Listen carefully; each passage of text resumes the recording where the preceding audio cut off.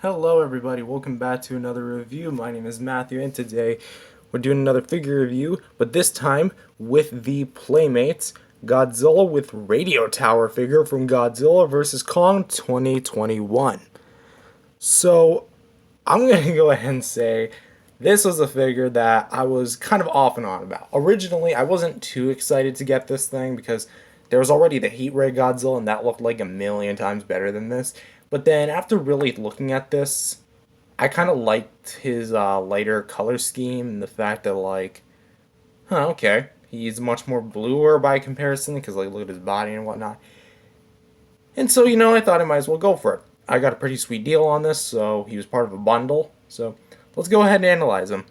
The Sculpting Paint is what you would expect from Playmates figures, as the entire body is actually one solid color.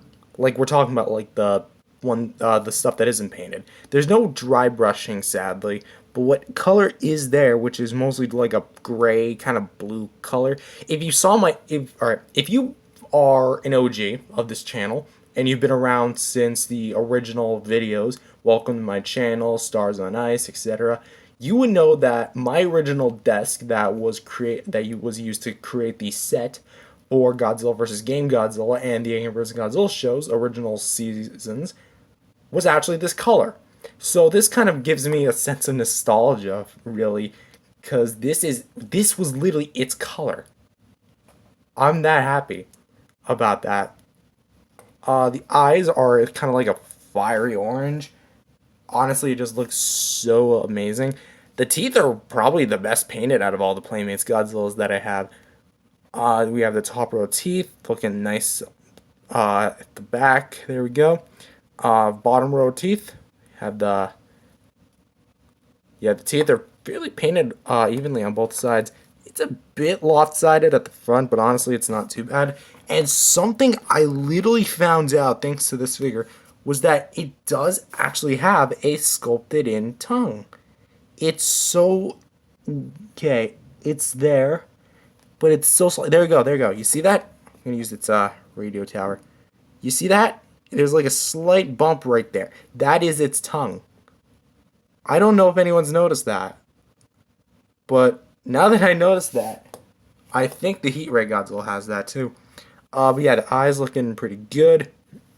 Orange, yellow kind of eyes. Pretty good jaw paint. Claw paint's looking pretty good. I like this color, even though it's like I think the same across both Heat Ray and Radio Tower. It just looks better on the lighter version. And it's on the same thing with the claws right here. And I think what mainly steals this show are the dorsal fins. Not all of them are painted blue, but what ones are painted blue are done so well. They give like such a glowing effect because Godzilla's spines obviously do glow, so seeing him actually have glow like this is really cool.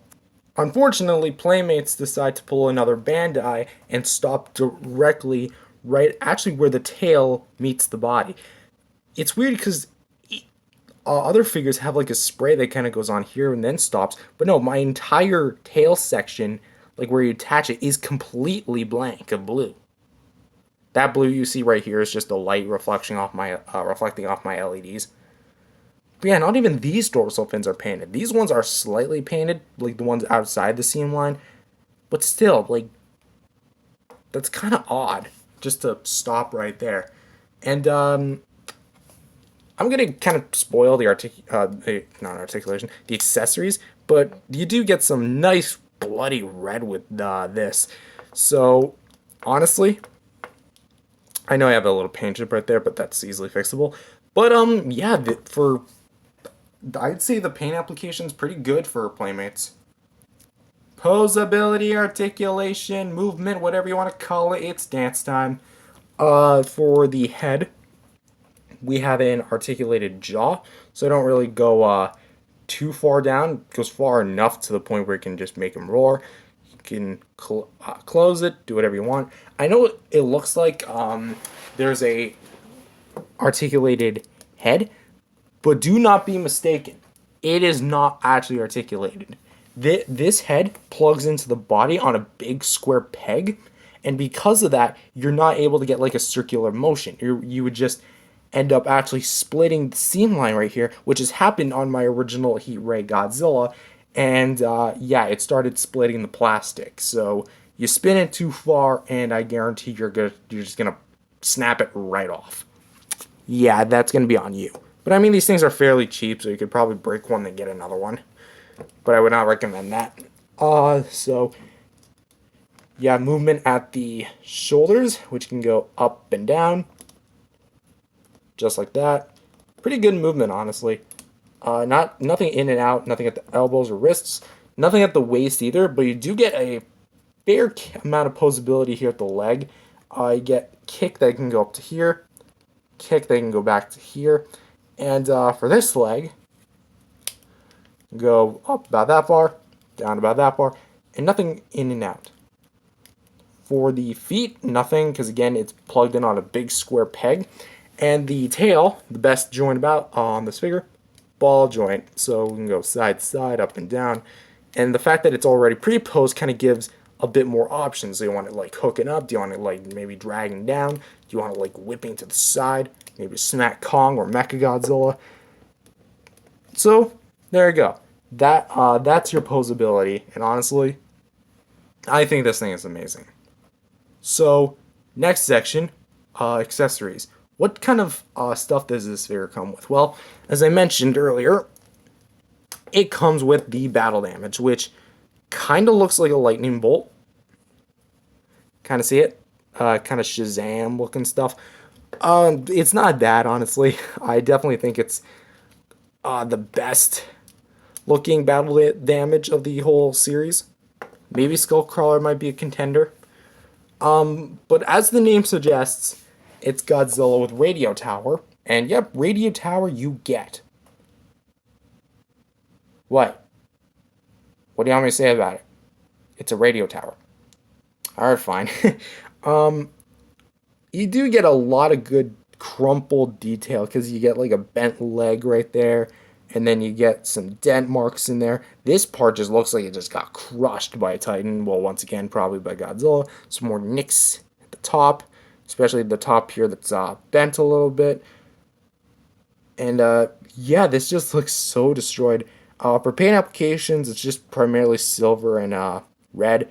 Not really too much in the paint scheme of things, but how you hold it, I suggest you hold it this way. You're going to notice... Okay, hold on. What was it? Okay. So, here's how I suggest you hold it. Right here. Like this. The reason why I suggest you hold it like this is because you're going to notice that it's a perfect indent for Godzilla's palm. And this little nub perfectly, not clicks in, but like arrests in between his index finger and his middle finger. So, putting it on his right hand and kind of push it in. It doesn't work like half the time, but honestly, this thing is made of rubber, so that's probably why. And there you go. You can get a little bit of play with it, but it's going to only be a matter of time before this thing drops again. So that's my suggestion on how you put it in. There's no like actual way you put it in aside from just shoving it into Godzilla's wrist. But that's kind of how you put the accessory in. You already know how to put the battle damage in because I reviewed the Heat Ray Godzilla like a long time ago. And speaking of the Heat Ray Godzilla, why don't we bring that out for a little bit of a comparison? Let's actually bring that out. So here's the Heat Ray Godzilla, and as you can see, the the difference is night and day. No pun intended, or all pun intended. I don't care. Here's my... Alright, which one do I think is better? I'm honestly going to have to still say overall he's probably my favorite more than him. But in terms of like who I think looks better on the shelf, honestly him. I think that he's still my favorite, but it's just that he has a lot more darker paint applications, which kind of makes him blend in with the other Godzillas that I have on the shelf, because I have the Monster Arts and some of the other Playmates. This one's not like any of the other ones, so I think he's probably going to be much more vibrant, although I definitely do prefer him over him. But in terms of accessories, you can actually, thanks to the fact that they're both just the same sculpt, you can actually give them each other's accessories. Come on. Come on there, little buddy. There you go. So you can give the Heat Ray Godzilla the radio tower, and you can give the radio tower Godzilla the Heat Ray. Look at that. Although, once again, I do suggest you be careful when you attach and disattach the beam effect, because as you can clearly see, the jaw paint is completely scuffed. There you go. Sadly, that's just probably my fault, but honestly, your kid's probably going to be shoving or moving. There you go. And for a bit of another comparison, more size comparisons, then, here he is with some other 6-inch Godzilla MonsterVerse figures that you might have in your collection, with the SH Monster Arts Godzilla 2021 from Godzilla vs. Kong 2021, and the NECA Godzilla 2019 V2 from Godzilla King of the Monsters 2019. And as you can see, he's definitely not in the same quality park. And the question is, should I do a figure comparison? I'm probably going to do one with these three, but I think the one I'm going to do first is actually these three plus the Heat Ray Funko Pop. That is going to be an interesting fight to see. And for another size comparison, here he is with his Battle Roar counterpart, the Godzilla Battle Roar figure.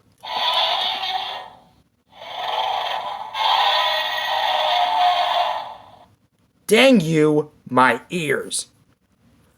And for another size comparison, here he is with the Monkey King Kong, which, hold on, battle damage is still loose. I thought I put you in last video. The heck, man? Jeez, I have like 2 of these things running around. It's ridiculous. Yeah, whatever. If you're wondering if the accessories are like compatible with both, the answer is actually yes. Kong can in fact hold the radio tower, which I will show you just in a sec. How you attach it's never been easier. I think there's a way to get Godzilla to hold the battle axe, but honestly, I've tried like everything, so come on. Maybe a bit more. What do we go like from this side? Actually, I have another one. Yeah, I have 2 battle axe Kongs, and as the figure's tipping over. Yeah, I'm dragging out this video way too long. Because I think you guys get the point. There you go. You can actually hold the radio tower a bit. Pretty cool engineering, Playmates. And for one more size comparison, here he is with his fellow Godzilla 6-inch counterparts with the NECA Godzilla 2014, my absolute favorite figure in the whole collection, and the Playmates Godzilla 2004, our 6-inch version, what might be one of the most infamous Godzilla figures of all time. So, what do I overall think of this figure? What's my final thoughts? Honestly, I think this guy is pretty sweet. If you can go to track him down for a good deal, which this thing is only $10 at friggin' Walmart. What am I saying? Yeah, I suggest go for this. Because again, they're reissuing the whole line and giving it a whole new look with new figures from other movies, from the MonsterVerse and classic lines. So go right ahead and pick this thing up. Go to your local Walmart or order it online. $10, you can't go wrong. Neat little package. You get a pretty good figure, semi-good sculpt and paint, fairly standard articulation that compared to a Bandai vinyl, battle damage, and an accessory piece. So good job, Playmates, for featuring such a well-rounded, nice package.